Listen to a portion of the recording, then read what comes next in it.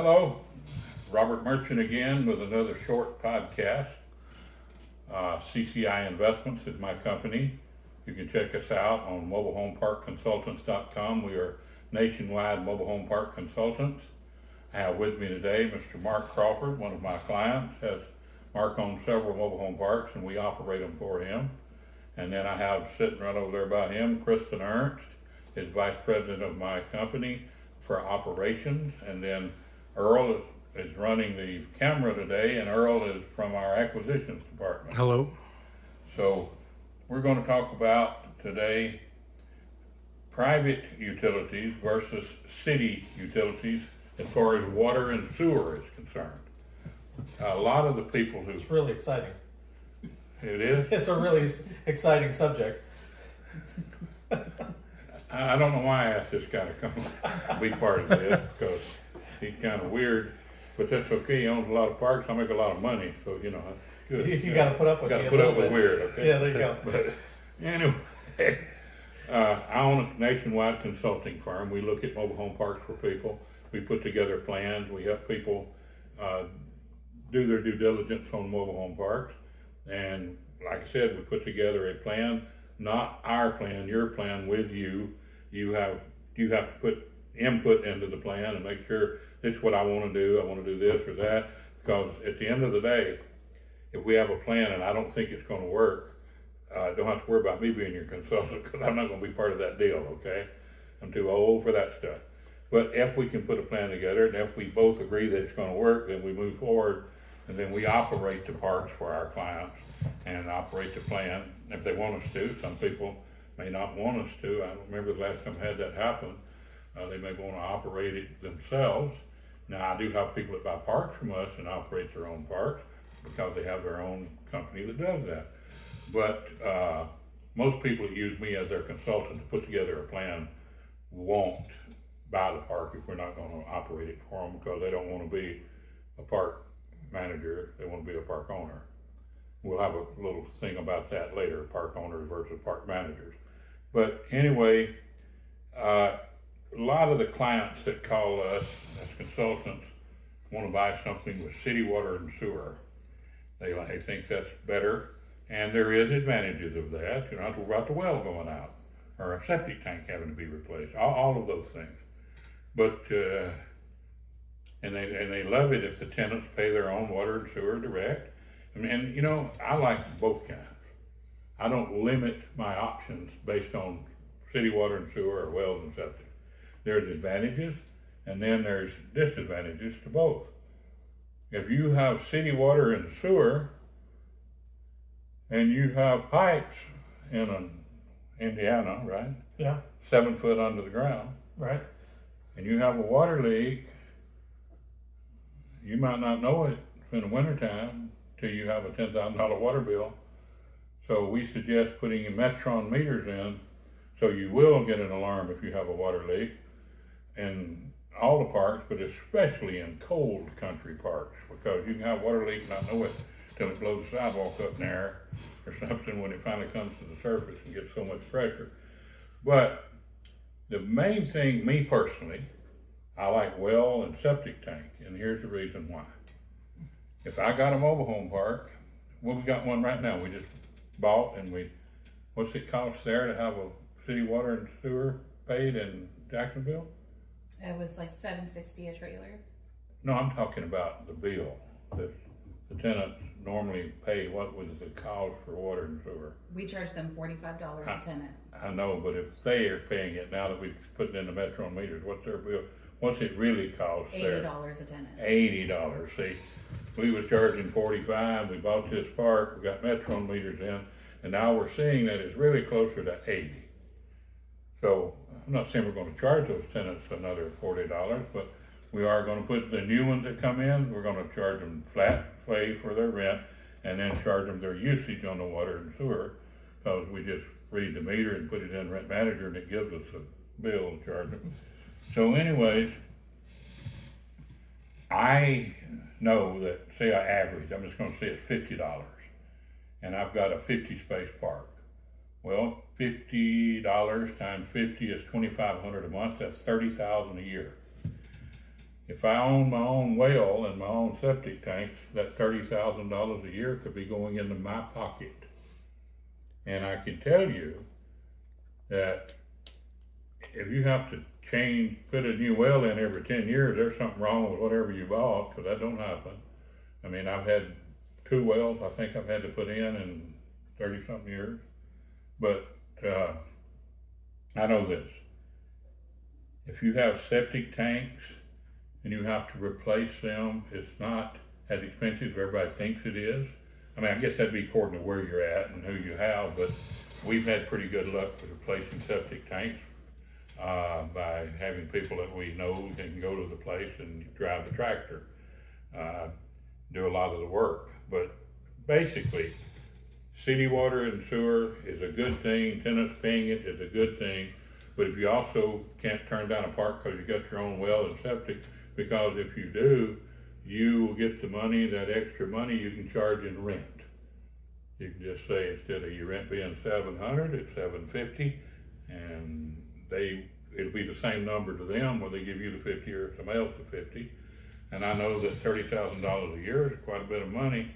And I know that operating a well, you just have to have a well operator, and the cost on that is very minimal, not over a couple $100 a month.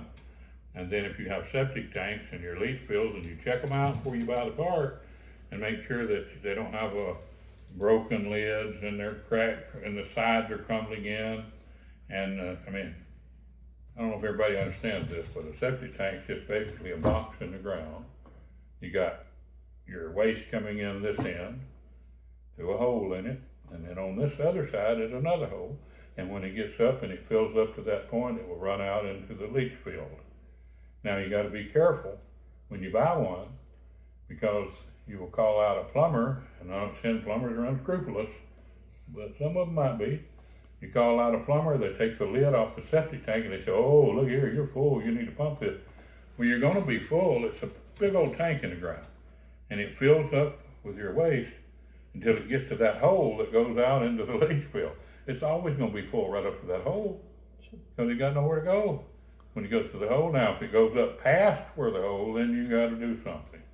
Maybe you've got something stopped up here. Maybe your leach field's bad, so you do have to check it. But you don't have to. You got to make sure you know what you're talking about. So if they go out and raise a lid and you got 10 septic tanks, they're going to charge you to pump all 10 septic tanks, and there's no reason to. People say, somebody told me the other day they bought a park and the septic tank should be good for 10 years or something. I said, well, I've got septic tanks in parks that have been there for 50 years. I mean, it's just a big tank in the ground. As long as it don't break or cave in, it works. Now, there are exceptions. Everybody knows what a lagoon is. I have people that say, oh, what? I don't know what a septic, what is it, a lagoon? Yes. Can you explain that a little bit to me? Well, a lagoon is like a pond, and your water, instead of going into a septic tank and then going into a leach field, goes in a lagoon.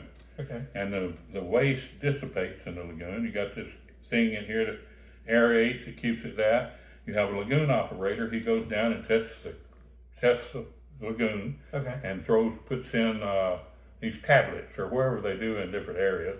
But like we got one over in Meridian. I've had that place for years, and the only thing I've had to do with the lagoon was replace that pump out in the middle of it. And they took a little boat and went out there in the lagoon and changed that thing. I would not want that job. Right. But that guy did it, and it cost, I don't know, a couple of grand. Okay. And that's the only thing we've had to do in years.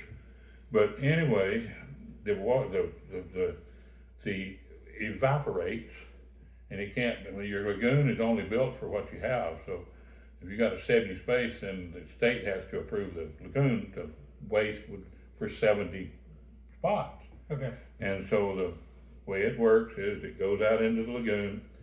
The waste is eaten up with bacteria. That's why he's putting the stuff in there. And then the liquid dissipates. Okay. Or sometimes it will run off from your lagoon into a creek. No, that's okay if it's okay.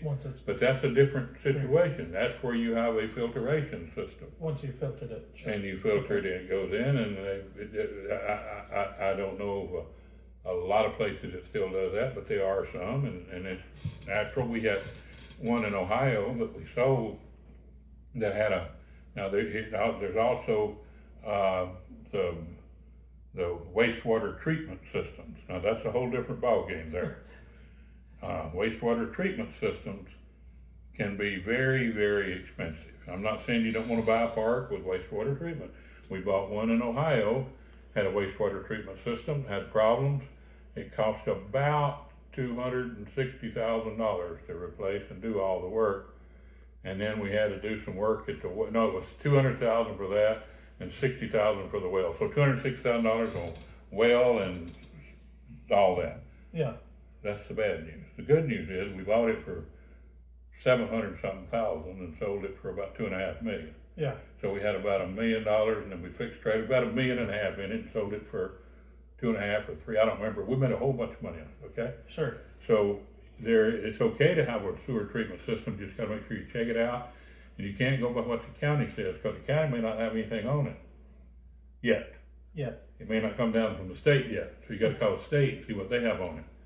Because we were going to buy one. We were in escrow in Greenville, Mississippi to buy one, and called the state, and they said, well, you know, he's discharging that creek back there. We're not going to let that happen. We've already informed the owner, but the owner didn't inform us. But he knew it, but he didn't tell us. So I said, well, what's it going to take to hook up to the city? And he said, yeah, you can hook up to the city. Only problem is you got to go under that freewheel. Which is possible. Yeah, for about $1 million. Yeah. So, yeah. No, we didn't buy the park. It was okay, you know. But anyways, there's advantages to having city water and sewer, of course. But I will tell you this: and 99% of the time, once you come inside the park, the water lines and the sewer lines belong to you. So if they break, you still got to fix them, whether you're on city water and sewer, whether you're on a well and a septic. But if I have a water leak and I have my own well, the city's not charging me for my use of the water. The only thing that might happen is I burn the pump up or something if I don't get it fixed. So we recommend putting meters in. Metron meters, the last price we had to put some in, and this was digging down. We dig it down and put it inside the ground so that we can't run over with a lawnmower, put a little box on it. It's electronically read, so you don't have to worry about your manager reading the meters. It gives off an alarm if you have a water leak. So we just recommend Metron meters. I think the price we got was $200, but I always recommend $300 to budget to buy the meter and get it installed. And I recommend that for any park. It doesn't matter whether you're going to charge the tenants or whether you're including it in the rent. You can see if the tenant's abusing it by reading, you can read the meter. And if the tenant is washing his car every day and using too much water, you can say, hey tenant, you're using too much water, I'm going to raise your rent if you don't stop. There's all kinds of advantages to putting meters in parks, especially for that price. You don't have to put them in all of them, just put them in the ones that you have in here, and then as you fill them in, put them in. You can do that too. So anyways, my name is Robert Merchant. My company is CCI Investments. My website is mobilehomeparkconsultants.com. Please feel free to reach out to us if you want to talk about anything about the mobile home park business. We've been in it for a long time. Thank you.